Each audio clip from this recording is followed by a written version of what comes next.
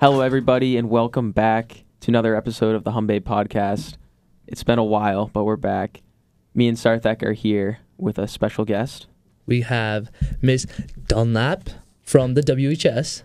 How are you doing, Miss Dunlap? Thank you for having me. I'm great. Thank you for coming inviting on. me to be a part of your podcast. I appreciate it. Yes. It's a pleasure. First guest on one of our senior project podcast episodes.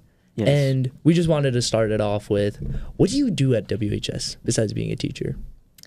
I mean, that is my primary job. I'm a business teacher, but I'm also the DECA advisor, and I'm the advisor for the Wildcat Service Council as well. All right. And then with DECA, could you explain just what it is, what it stands for? Sure.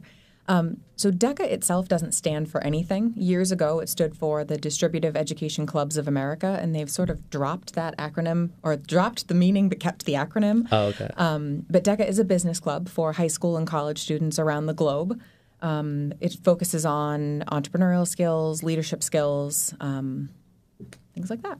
All right. Yeah. Sarthak and I have been a part of DECA I have for 2 years. You have for 3 years, right? I think 3 3 years. 3 years, yeah. This year was my first year going to States, and you were there too. It was a lot of fun. We went to Super fun. Boston for a weekend at the Heinz Convention Center, Mm-hmm. and that was a blast. Yeah, Went around with the Peru a thousands little. of students Yeah. from all Mhm. around the state, so it's a great experience. So what would you say to people who are considering joining DECA? I honestly think DECA is a club that, while it's considered the business club, so to speak, I really think it's a club that could be for everyone in the high school. It allows you to work on your presentation skills, your interpersonal skills, your critical thinking. You get to meet kids from all over the state, as well as kids within your own school. So, we don't have a huge school at Wilmington High School, a huge population of students anyway, but we do have over 110 kids in the club typically. And one of my favorite things is that it really is kids from all different groups, ages, and, kids who are athletes and kids who aren't, and kids who are involved in everything, and kids whose only focus is DECA. So I think that that's a unique experience for a club. Yeah. But I also would say that it's a club that you can grow with. So, you can try different things. Maybe one year you want to do a role play scenario. Another year you want to write a business plan. Sometimes you want to work independently or with friends. So I think there's really something for everyone. And when it comes to business, I know that not everyone intends to, go into business beyond high school. But business is in every industry. So it doesn't matter what you decide to go into later on. Business will infiltrate. Yeah. So I think it's a great experience for all kids. And it's the biggest club, right? Yeah. At WHS. As far as I know, yeah. We've had club. up to, I think we had 115 this year, 115 students. Yeah. That's way more than half, right? The student, our grade? Our grade, yeah. Okay. But it's students of all grades, so it's all true. four. I forgot. All right. And you also teach a special elective, too. Service learning, It is a special which I elective. took for 4 days. Couple 4 days. days, and Yeah. then you And then- dropped it for something else. I took the class for the whole semester. It was a lot of fun. I'm so Lot of glad. fun. Yeah, no, I mean, it happens. And I think one of the positives of a schedule change that we have coming to the high school is that it will allow students to have more opportunities to have those electives. So I know for you, I know you wanted to take it, and we would have enjoyed having you in class, but I understand why it didn't work with your schedule, so that happened. So I'm hopeful that is something that we won't see in the future. Yeah. Michael, like you said, you were able to take it. But yes, service learning is a class that I started in the high school maybe I don't even know anymore now. Maybe in 2017, maybe 2018. I think I've been teaching it for maybe 4 or 5 years now. And the truth is that I had shadowed a teacher at Tingsboro High School when I was in graduate school getting my master's degree in education, and she taught service learning, and I was blown away by that classroom experience. There were kids coming and going, all working at different paces, working in groups, working independently, writing press releases, creating marketing materials, doing presentations.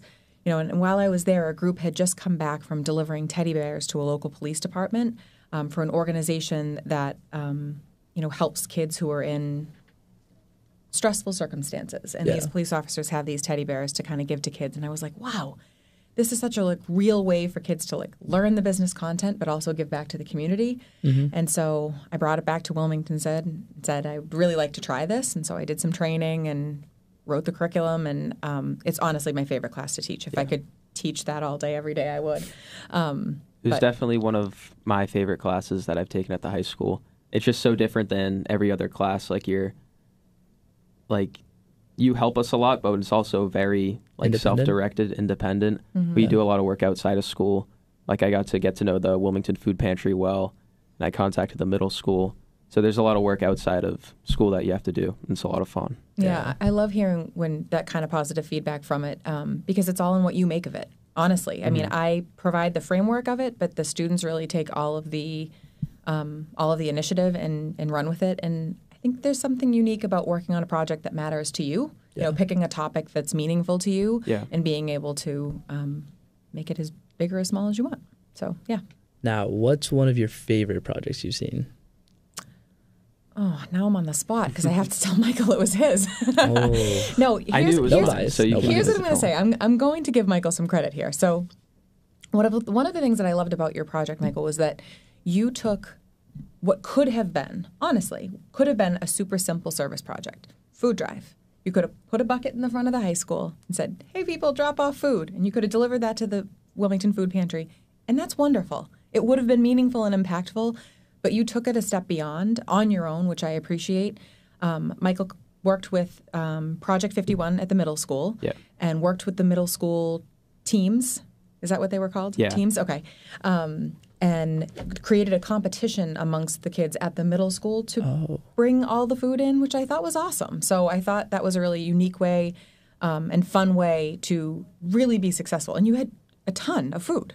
Yeah, right? I think it was 3,000. 3,000. Sarthak actually helped me. Yeah. He helped me bring them all to the food pantry. That was nice of you. I was wondering how you got so much food because I was like, there's no way Michael did all this by himself. No. This is crazy. He orchestrated it all by himself, but with the support of other groups. So that makes sense. It was great. Good boy, Michael. Thank you. I have to say, one of my favorites will always be one of my first years. I think it was 2018. Time passes and I forget. I had two students who were dancers, and so they were senior girls, and they had danced their whole lives, and they created a project called A Chance to Dance.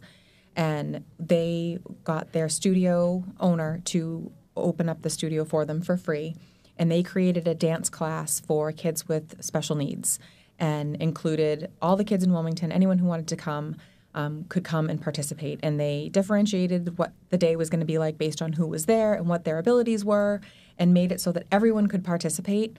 And I got to go to the studio and see the kids, and they were so happy, and they were so excited to be there, and they were doing the Macarena and doing all these fun dances, and then they would stretch, and they did coloring and hugging their new friends, and they were just the sweetest, happiest group of kids. And I got to sit in the lobby with some of the parents who it was even more meaningful for. And so that's one of my favorite projects because it just hit me in the heart. Yeah, so impactful. Yes, it was. But honestly, every year I'm truly blown away by some of these projects. You guys do a really good job. You would have too. Would have. If I just didn't have to take music theory. I'm sure it was great. It was all right. It was great. It was great, all right? I regret it a little. That's all right. Yeah, so I sat alone in that class.